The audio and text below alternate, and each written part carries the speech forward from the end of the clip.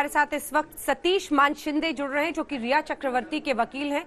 सतीश जी, स्वागत है आपका आज तक पर। मेरा पहला सवाल आपसे यही कि सीबीआई ने लगातार 4 दिन पूछताछ की है, लगभग 35 घंटे बीत चुके हैं, कल एक बार फिर से पूछताछ हो रही है। कौन से बिंदुओं पर आपको लग रहा है सीबीआई इस पूरी जांच को आगे ले जाकर ऐसा मान रही है कि इस केस में वाकई कुछ है, यानी या तो हत्या या फिर आत्महत्या, इन बिंदुओं पर वो जांच आगे ले जा रही है? सतीश जी, देखिए, जो इन्वेस्टिगेशन चालू है सीबीआई में के बारे में मैं कुछ बोलना नहीं चाहता हूं, क्योंकि अभी 4 दिन बीत गए हैं और 1 दिन चलेगा या 2 दिन चलेगा, सीबीआई तय करेगी। और जो हादसे हुए हैं 2019 से उसको सब पूछताछ करने के लिए सीबीआई पूरी जानकारी कर रही है।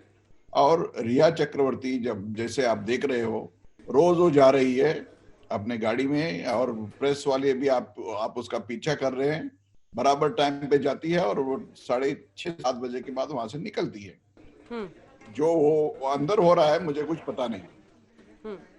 ठीक है, मेरा अगला सवाल आपसे ये कि जो परिवार ने आरोप लगाए हैं रिया चक्रवर्ती पे, उसमें तफ्तीश के जरिए जो सबसे बड़ी बातें मानशिंदे साहब अभी तक सामने आई हैं, उसमें ड्रग्स की बातचीत है। मार्च के महीने में 2017 में गौरव आर्या से, जो कि ईडी जांच कर रहा है।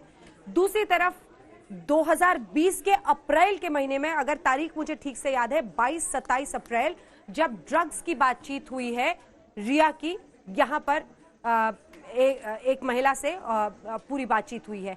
इस एंगल पर उनका क्या पक्ष रहेगा? क्योंकि ये तो व्हाट्सएप कॉन्वर्सेशन है सर, जिसमें वो ड्रग्स की बातचीत कर रही हैं, उसकी अवेलेबिलिटी पर, इस पर उनका पक्ष बतौर वकील आप कैसे रखेंगे? देखिए, जो नारकोटिक्स के इन्वेस्टिगेशंस होने वाले हैं एनसीबी के सामने, उसके बारे में मैं कुछ बोलना नहीं चाहता हूं, लेकिन मैंने आपको 5 दिन पहले स्टेटमेंट जारी की थी कि रिया चक्रवर्ती आज तक ना उसने ड्रग की सेवा की है या उसने कुछ खरीदी की है, और जो भी इन्वेस्टिगेशन होगी वो फेस करेगी। और अगर ब्लड टेस्ट या ड्रग टेस्ट उनको करना है वो तैयार है, और ड्रग्स के बारे में मैं कुछ बोलना नहीं चाहता।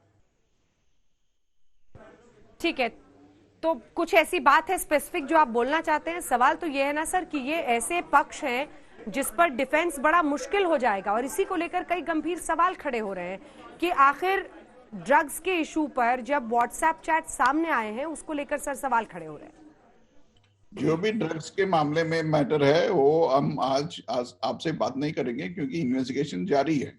और उसी तरह मैंने आपको बोला है कि जो कुछ इन्वेस्टिगेशन वहां पे हो रही है उसके बारे में मैं नहीं बोलूंगा, क्योंकि आज तक कुछ खुलासा हुआ नहीं है। ये बातचीत हम दिखा रहे हैं 8 जून की बातचीत दिखा रहे हैं आपको, ये जो उनकी बहन प्रियंका और सुशांत के बीच में हुए हैं। इस बातचीत में वो पहले 1 हफ्ते तक दवा लिब्रियम लो, फिर नाश्ते के बाद नेक्सिटो 10 mg, एंग्जाइटी अटैक पड़ने के लिए दवा लोनापेज ले सकते हो। ओके सोनूदू वो लिख रहे हैं, बिना पर्चे के ये दवाइयां कोई नहीं देगा, जिसमें वो कहती हैं कि ऑनलाइन इसको आप कह सकते हो, और वो एक पर्चा भी भेजती हैं। इसके जरिए क्या सामने आता है? परिवार को भी उनकी मानसिक स्थिति के बारे में, कि उन्हें एंग्जाइटी हो रहा था, इसकी जानकारी थी? देखिए, आज तक उन्होंने बिहार पुलिस के सामने, ईडी के सामने और सीबीआई के सामने पूरा जारी किया है कि हमें उसके बीमारी के बारे में कुछ मालूम था ही नहीं। दूसरी बात, उन्होंने कहा है कि जो भी मेडिसिन या drugs in the nature of medicine दी गई थी, वो सब रिया ने जबरदस्ती से उसको दी थी। इसके बारे में मैं बोलना चाहता हूं कि आज सब खुलासा हो गया है कि उन्होंने जो भी कुछ कहा है आज तक सब झूठ निकली है, क्योंकि 2019 में नवंबर के महीने में जो भी उनके बारे में श्रुति से बातचीत हुई है, आज सुबह ही खुलासा हो गया है, और कल भी खुलासा हो गया है कि वो प्रिस्क्रिप्शन जो भी थे सुशांत की, उसने वहां से मंगाई थी, और डॉक्टर के नाम भी उसने मंगाई थी। दूसरी बात, अभी आपने जाहिर किया है कि 2020 में जून के महीने 8 तारीख को सुबह 10 बजे 14 मिनट पे और 10 बजकर 18 मिनट पे उनका मैसेजेस एक्सचेंज हुए हैं प्रियंका और सुशांत के। उसमें उसने बोला है कि जो भी ड्रग्स या मेडिसिन वो लेती है या उसके डॉक्टर ने दिया है वो लेने के लिए उसने एडवाइस कर दी है। और उसने बाद में सुशांत ने उसको बोला कि ये मेडिसिन मुझे लेने के लिए प्रिस्क्रिप्शन चाहिए, इसलिए उसने एक प्रिस्क्रिप्शन भी डॉक्टर से मंगाई है। प्रिस्क्रिप्शन में लिखा है कि वो ओपीडी का पेशेंट है, रजिस्ट्रेशन कार्ड पे लिखा हुआ है।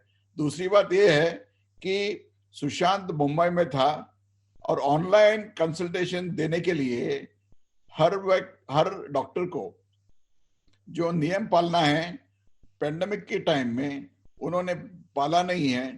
पेशेंट को न मिलते हुए, उसकी हिस्ट्री न जानते हुए, जो रामनोया हॉस्पिटल में जो डॉक्टर है उन्होंने ये मेडिसिन दी है, ये सारी गलत है और प्रोसिक्यूटेबल एविडेंस है हमारे सामने, क्योंकि ये जो प्रिस्क्रिप्शन है टोटली फर्जी वाली है। इसीलिए मैं बोलता हूं कि जो भी कार्रवाई लेना पड़ेगा हाँ पुलिस के सामने हम ले लेंगे। ठीक है, लेकिन माननीय शिंदे साहब, सवाल तो आप पर भी उठेगा कि जब ये लिब्रियम वाले दवा की बात आती है तब उस पर आपको टिप्पणी करने से कोई तकलीफ नहीं होती है, क्योंकि ये भी तो अभी जांच में सामने आना है पूरा सच। लेकिन जब ड्रग्स पर, रिया की चाट पर हम सवाल पूछते हैं तब आप कहते हैं कि इस पर मुझसे बात मत कीजिए। देखिए मैडम, जो भी उन्होंने सुप्रीम कोर्ट में और बिहार पुलिस में गलत बोला है उसका मैं आपको पॉइंट आउट कर रहा हूं, समझा आपने? लेकिन आप इस लिब्रियम दवा पर तो टिप्पणी करने से नहीं बचते ड्रग्स हैं। के बारे में मैं तो कुछ बोलना नहीं चाहता हूं। लेकिन जब ड्रग्स के चार्ट पर बातचीत आती है तो आप नहीं जवाब देते हैं। जबरदस्ती नहीं कर सकते हो, क्योंकि ड्रग्स के बारे में मैं कुछ नहीं बोलना चाहता हूं, क्योंकि वो सारी गलत है, झूठ है, बस। जी, धन्यवाद आपका।